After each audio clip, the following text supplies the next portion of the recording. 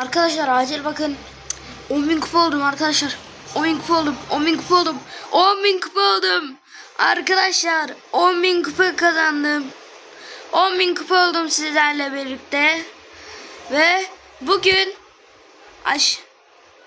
aşamalı. Yeni dünyamız açıldı arkadaşlar ve hiperşarj aldık. Hiperşarj şey. Arkadaşlar bugün 10.000 kupa falan olduk.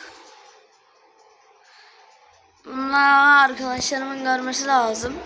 Arkadaşlar hedefimi bugün bitirdim. Kendinize çok ama çok iyi bakın. Bu yaşlı dedeyle bitirdim. Siz bunu dede falan demeyin ama çok güzel oynuyor ha. Onun falan ultisi bayağı işe yarıyor. Ama tek hesaplaşma falan bayağı iyi bu arada. Neyse arkadaşlar bugünkü videom bu kadardı. Bay bay.